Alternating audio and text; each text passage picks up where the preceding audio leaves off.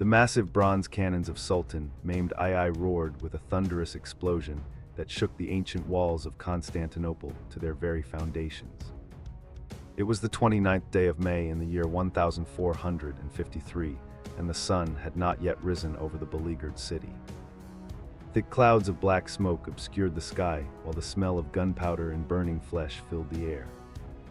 Thousands of Ottoman soldiers waited in the darkness for the signal to launch the final assault against the crumbling Byzantine defenses. Among them stood the elite shock troops known as the Janissaries, who were silent and motionless amidst the chaos of the siege. Their distinctive white felt caps gleamed faintly in the light of the flickering torches as they gripped their weapons with iron resolve. Suddenly, the rhythmic beating of the Mater military band pierced through the din of battle with a terrifying cadence that signaled the moment of destiny had arrived.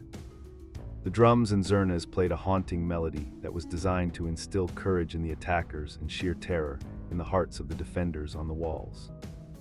With a unified shout that echoed like a clap of doom, the Janissaries surged forward in a disciplined wave of white and red.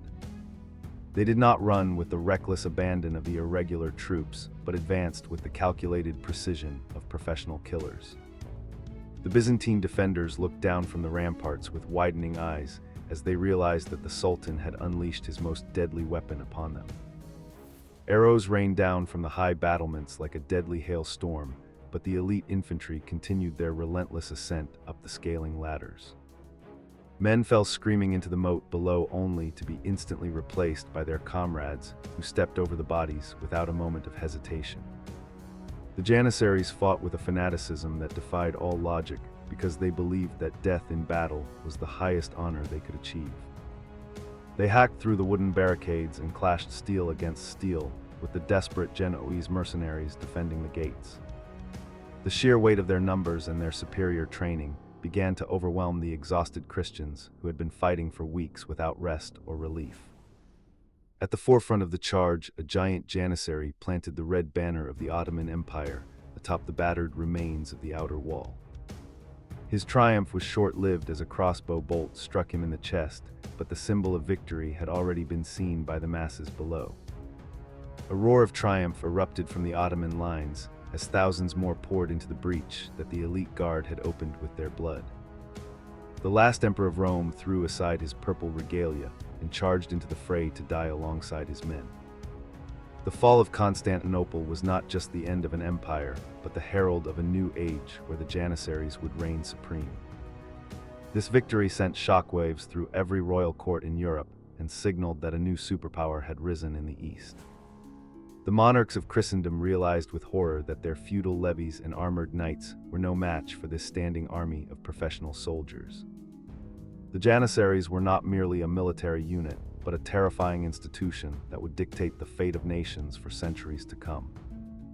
They were the first modern standing army in Europe, wearing uniforms and receiving regular salaries while living in barracks under strict military law. Their existence challenged the very social fabric of the medieval world and forced European powers to rethink the art of war. The stakes for the Ottoman Empire were nothing less than total domination of the Mediterranean world and the gateway to Europe. To maintain such a vast and diverse empire, the Sultans needed a force that was loyal only to them and detached from the rivalries of the Turkish nobility. The old landed aristocracy often challenged the authority of the Sultan and threatened the stability of the state with their tribal allegiances. A new instrument of power was required to centralize control and project force across the expanding frontiers from the Danube River to the deserts of Egypt. The solution was a radical social experiment that would transform Christian peasant boys into the most feared warriors on earth. This need for a loyal executive force led to the creation of the Capiculu, or slaves, of the port of which the Janissaries were the infantry branch. Unlike the knights of Europe who owed allegiance to local lords, the Janissaries were the personal property of the Sultan himself. They had no families to distract them, nor lands to tend, nor titles to inherit. Their father was the Sultan, and their home was the barracks where they lived and trained together. This absolute dependence created a bond of loyalty that was unbreakable in the early centuries of the core. They were the visible manifestation of the absolute power of the Ottoman dynasty. The system that fed this machine was known as the devshirme, or the gathering of children from the Christian provinces of the Balkans. Every few years, Ottoman officials would travel from village to village, inspecting the boys between the ages of 8 and 18. They looked for youths who were strong and intelligent and healthy, with no physical defects or scars. It was a tax paid in blood and flesh that tore families apart as mothers wept and fathers stood helpless against the imperial decree. The chosen boys were dressed in red and marched all the way to Constantinople to begin a new life that would erase their past completely. Let us imagine one such boy named Hassan, who was taken from a small village in the mountains of Albania. Character Bible: Hassan is a tall and imposing Ottoman Janissary warrior in his late 20s with a thick black mustache and intense brown eyes. He wears the distinctive Bork hat with a long white felt flap hanging down his back and a brass spoon holder in the front. He is dressed in a long woolen kaftan of deep blue and red trousers tucked into leather boots.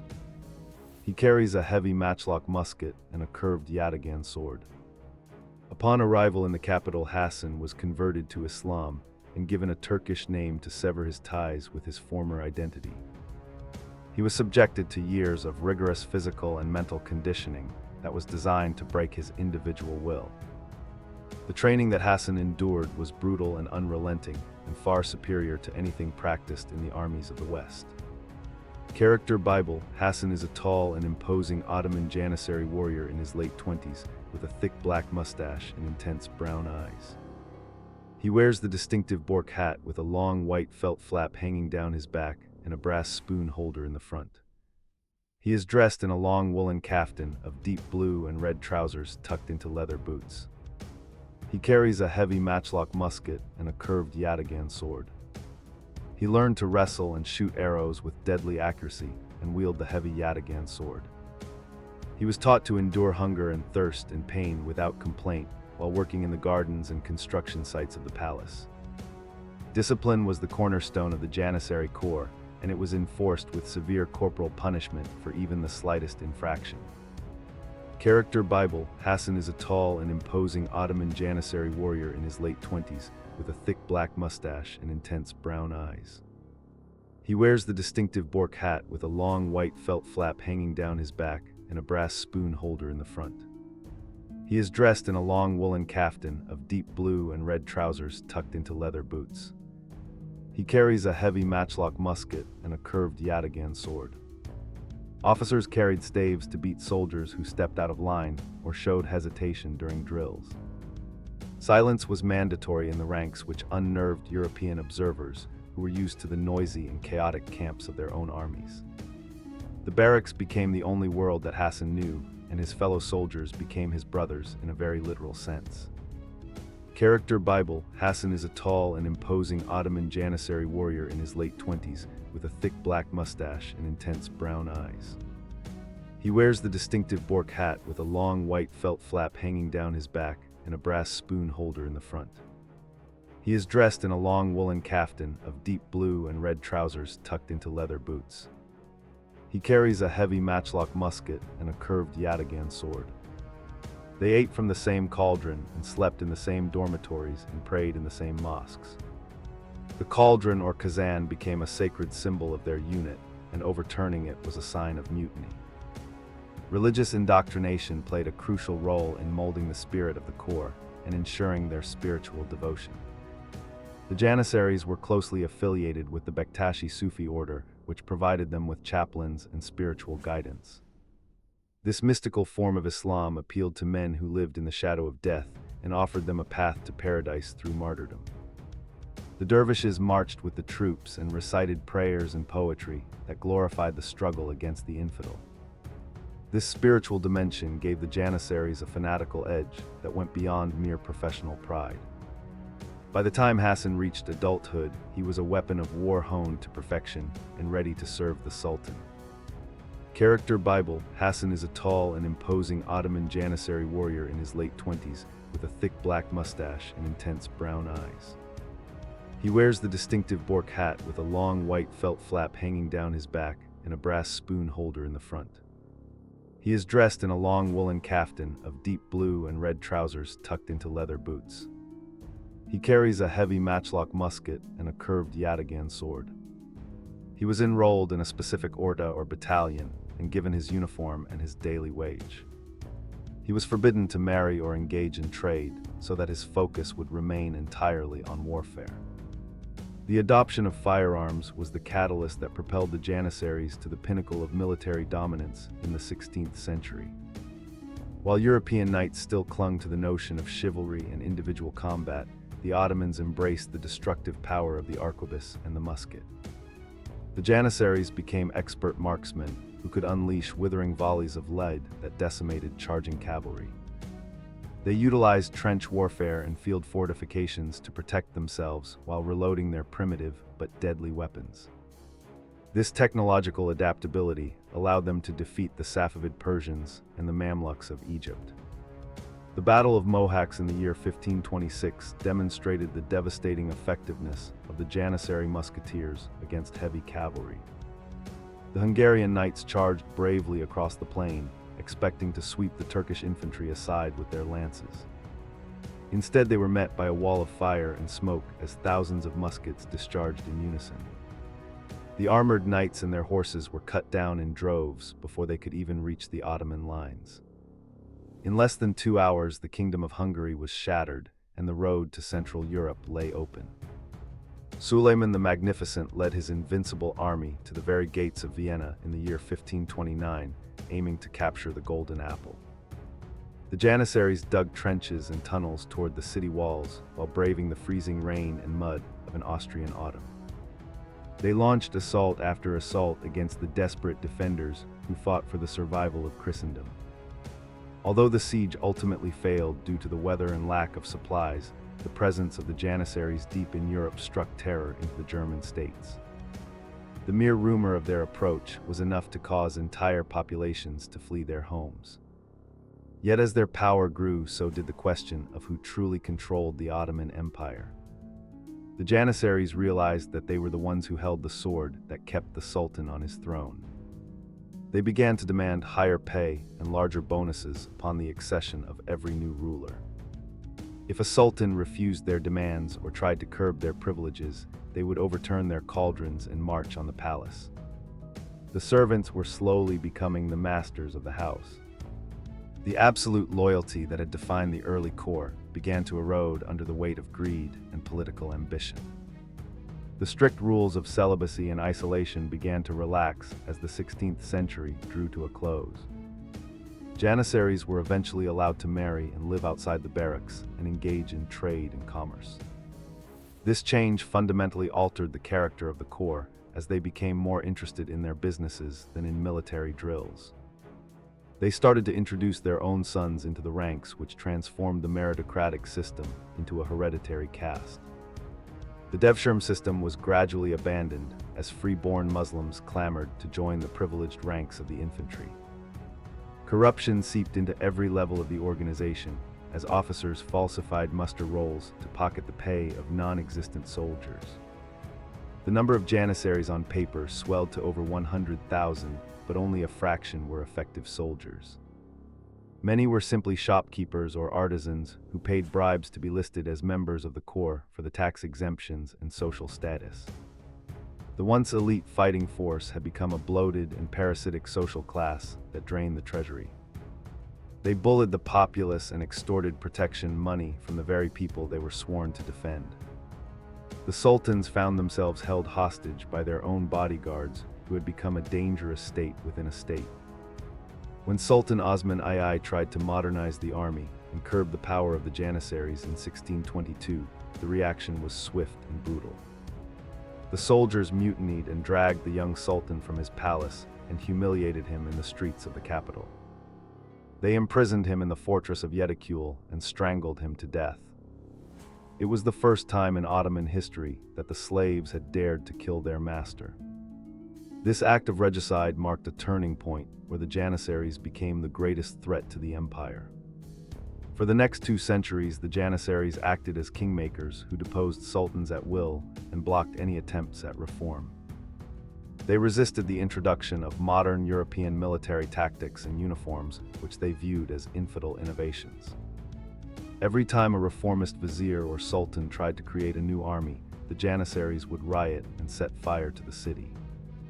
They became a reactionary force that anchored the empire in the past while the rest of Europe marched forward. The gap in military technology and discipline between the Ottomans and their Western rivals widened dangerously. The humiliating defeats against Russia and Austria in the 18th century exposed the hollowness of the Janissary myth. On the battlefield, they were often undisciplined and prone to fleeing at the first sign of trouble. They refused to dig trenches or perform manual labor, which they now considered beneath their dignity. Their muskets were outdated and poorly maintained, and their marksmanship had deteriorated significantly. The once feared lions of the battlefield had become paper tigers who were only dangerous to their own government. Sultan Selim III made a valiant attempt to create a new order army trained and equipped in the European style. He built new barracks and hired French advisors to drill the new troops in modern warfare. The Janissaries watched this development with growing jealousy and suspicion as they saw their privileges threatened. In 1807, they rose in revolt once again and allied with conservative religious scholars to overthrow Selim. The reformist sultan was murdered and his new order army was disbanded. It seemed that the Janissaries were invincible in their obstructionism. However, the wheel of history was turning, and a new sultan named Mahmud II ascended the throne with a secret determination to destroy them. Mahmud was a patient and calculating ruler who learned from the mistakes of his predecessors. He spent nearly 2 decades consolidating his power and placing loyal men in key positions within the government and the artillery corps. He quietly built up a new alternative military unit while outwardly appeasing the Janissary leadership. He knew that a final confrontation was inevitable and that it would be a fight to the death. The moment of reckoning arrived in June of 1826 in an event that history would remember as the Auspicious Incident. Mahmud II announced the formation of a new military unit and invited the Janissaries to provide drills for the new troops. As expected, the Janissaries revolted and overturned their cauldrons and marched toward the palace demanding the heads of the reformers. But this time the Sultan was ready for them. He unfurled the sacred standard of the Prophet Muhammad and called upon the people of Constantinople to defend their faith and their state. The ordinary citizens who had long suffered under the tyranny and extortion of the Janissaries rallied to the Sultan's cause. They gathered in the streets armed with whatever weapons they could find and blocked the path of the mutineers. The loyal artillery corps positioned their cannons on the hills, overlooking the Janissary barracks in the Etmedin Square. The Janissaries retreated into their wooden barracks, believing that the Sultan would eventually negotiate, as he always had. They did not realize that the time for negotiation had passed forever. Mahmud II gave the order to fire, and the artillery batteries unleashed a barrage of grape shot and incendiary shells into the barracks. The wooden structures quickly caught fire and turned into a raging inferno that trapped thousands of screaming soldiers inside. Those who tried to escape the flames were cut down by the gunfire of the new troops or lynched by the angry mob.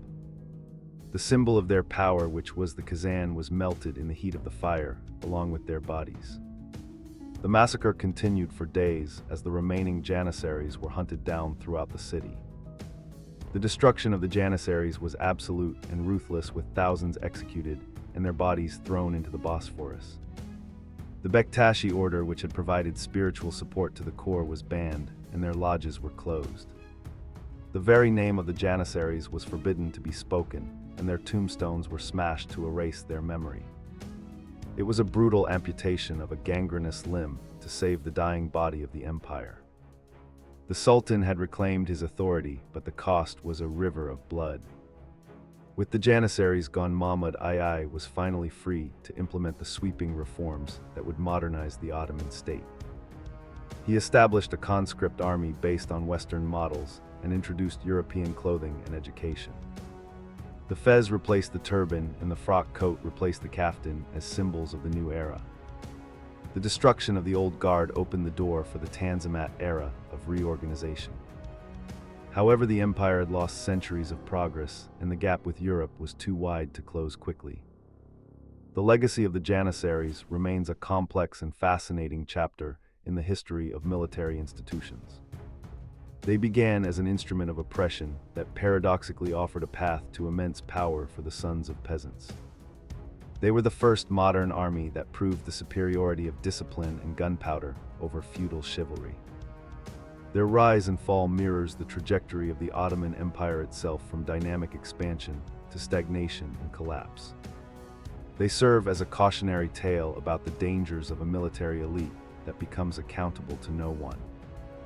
Today, the silence of the museums where their uniforms and weapons are displayed contrasts sharply with the noise they once made on the battlefield. The empty coats of mail and the silent muskets are all that remain of the men who once made Europe tremble. Their distinctive music can still be heard in military parades as a nostalgic echo of a bygone age. The Janissaries have passed into the realm of legend, where they stand as eternal sentinels of a lost empire. Their story is a whisper of time that reminds us that even the most invincible powers eventually fade away. In the end, the Janissaries were victims of their own success and the changing tides of history.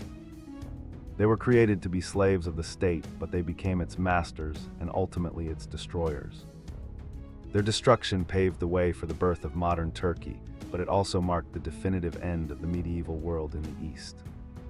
The smoke from their burning barracks cleared to reveal a new horizon, but the ghosts of the past still linger in the old city. The history of the Janissaries is the history of power itself, in all its glory and its terror. As we look back at the sweep of centuries, we see the Janissaries not just as soldiers, but as architects of history. They drew the borders of empires with their swords and shaped the destiny of millions with their guns. Their discipline built an empire, and their corruption helped to tear it down. They were the elite sons of the Sultan who lived and died by the sword.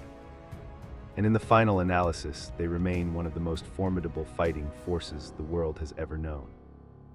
The sun sets over the modern skyline of Istanbul, casting long shadows over the places where they once marched. The call to prayer still echoes from the minarets, just as it did when they stood guard at the gates of the palace. The empire they served has vanished into the dust of history, but their imprint on the soul of the city remains. We remember them now with a mixture of awe and horror as the elite infantry who dominated European battlefields. This is the story of the Janissaries.